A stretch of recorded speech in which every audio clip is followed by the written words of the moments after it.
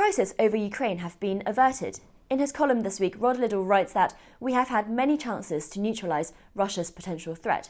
They have all been passed up. To explain, Rod joins me now.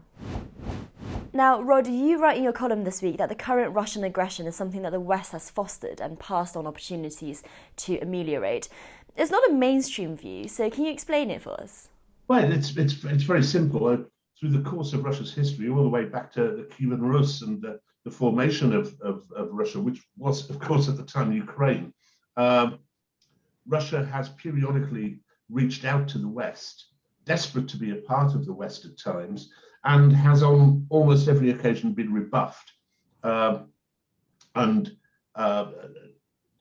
This has usually resulted in the Russians then retreating into a kind of Slavic and Asiatic redoubt, where they stress their differences to the West. And this certainly happened. It happened under the Tsars, and it's happened under the Soviet Union, and it's happening now.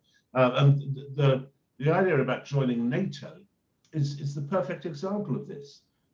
In 2000, Vladimir Putin asked if Russia could join NATO, and was told, this is according to George Robertson, former Labour minister, of course, and former head of NATO, it was told rather airily by Robertson, we don't invite people to join NATO. You have to apply. This is Russia. This is Russia. And Vladimir Putin apparently said, in a very Putin-esque way, well, look, we're not going to stand in line with countries who mean nothing whatsoever, sort of thing. And so it never happened. And indeed, over the next 10 years, Putin became more and more distanced from the West, and thought that the West was perfidious. But he wasn't the first. He wasn't the first Ruski to suggest that Russia should join NATO. Boris Yeltsin in 1991 suggested that Russia should join NATO, and did so again in 1993. And this was at a time when NATO was busy swallowing up Poland and countries like that. And in fact, Yeltsin supported Poland's membership of NATO, much to the distress of the former commie hardliners who were still hanging around in the country. And then in 1990, Mikhail Gorbachev proposed that Russia should one day very soon join NATO. But the US Secretary of State at the time said that this was merely a dream and shouldn't be entertained. And so we've had all these overtures from the Russians and have rejected them each time. The first one, I mean, arguably the most interesting one, and one which probably had a bit of mischief attached to it as well, was back in 1953, the height of the early Cold War, when Molotov, who was the Russian foreign minister at the time, also said, look, we'd like to join this new organization, NATO. We think it would be of cardinal importance for peace throughout the world, and particularly security in Europe. And it's interesting because at the time, Winston Churchill was very, very much in favor of rapprochement with the Soviet Union, much to the annoyance of Eisenhower and the American administration. And Churchill kept pushing for a summit meeting with Khrushchev, who was newly installed, or indeed Malenkov, who preceded Khrushchev, and that there should be this big summit meeting with Eisenhower, Churchill, and the Soviet premier, and that this would lead to a thawing of relations and the threat of worldwide annihilation receding. But he was always rebuffed on that occasion by the Americans. So there has been a history. Even then, even in the Cold War, Russia was asking to join NATO. Well, Rod, is fascinating because I certainly didn't know about any of these attempts, and I think it's interesting that people in the West don't tend to hear about these overtures, as you've called them.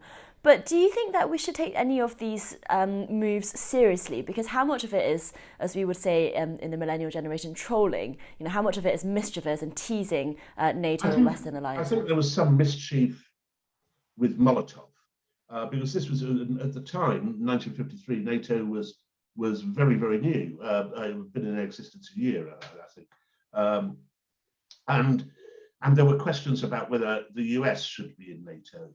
and Molotov was arguing that both the US and Russia should be in NATO, and there was probably a bit of mischief involved there, sure. But there was no mischief involved with Gorbachev, none whatsoever, and certainly none with Yeltsin, nor was there any with Putin. If you think back to 2000, Russia being accepted into NATO we would be in such a stronger position today if Russia was in NATO.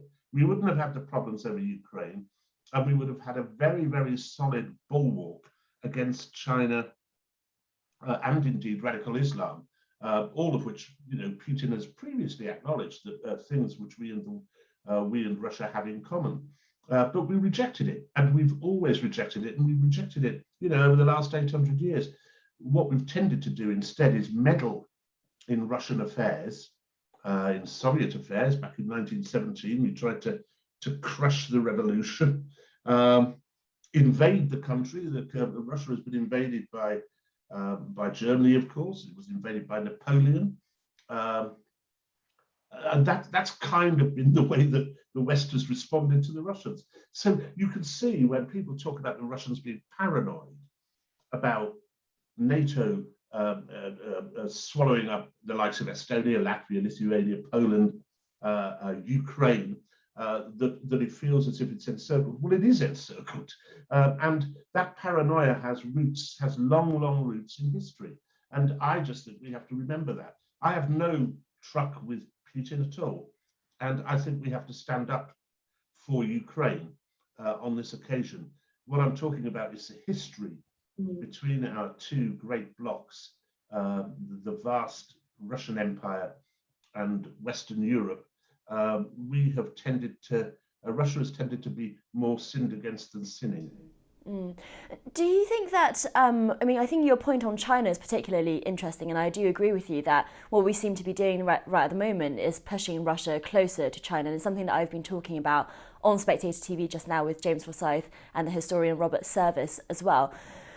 But, during the Cold War, Nixon was able to peel China away from Russia and overlook China's kind of communist ideology. But do you think ideology stands too much in the way now between the West and Russia? So could the West really peel Russia away now, given the rhetoric on both sides, and given that Putin is not really a democrat, is he? No, he's not. He's an autocrat and an authoritarian. But the point you raise is interesting, because I can see NATO eventually, back in 1953, said no to Russia, the Soviet Union joining, for reasons of democracy. In other words, they said the Soviet Union, that was an ideological difference, that the Soviet Union couldn't be part of it for ideological reasons. And you can see that. That seems to me to make sense. Of course, by 1990, 1993, there was no ideological difference. Mikhail Gorbachev wanted to turn Russia into kind of Sweden, and Yeltsin the same. Now, and it would have been the same in 2000 as well, where Russia was not yet the authoritarian state which it is today. But since that rebuff, Russia has done what it's tended to do at times, is look for allies elsewhere, and it's retreated exactly as it used to do in the past into its Asian roots, which means Asian-style democracy, i.e. not what we would call democracy at all, the persecution of political opponents, but equally a move away from what Putin considers to be the Western ideology at the moment, which is the culture wars. So Putin is very clearly on one side of the culture wars.